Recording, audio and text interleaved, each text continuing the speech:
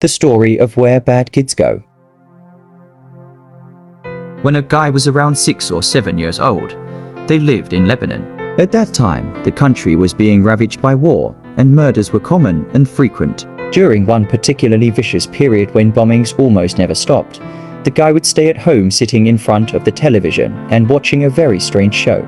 There was a kids show that lasted about 30 minutes and contained strange and sinister images. To this day, the guy believes it was a thinly veiled attempt by the media to use scare tactics to keep children in line. The moral of every episode focused on very strict and uptight ideologies. Lessons like, Bad kids stay up late.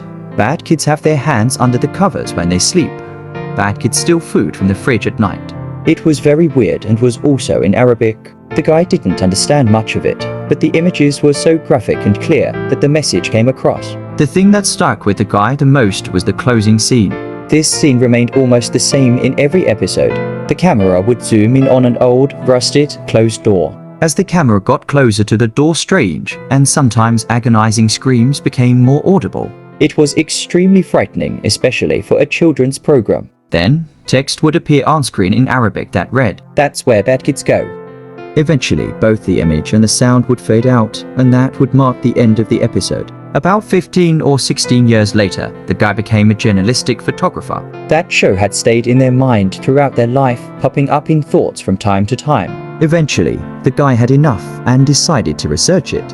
After a lot of searching, the guy finally managed to uncover the location of the studio where much of that channel's programming had been recorded. Upon further research and eventually traveling to the site, it was discovered that the building was now desolate and had been abandoned after the war ended.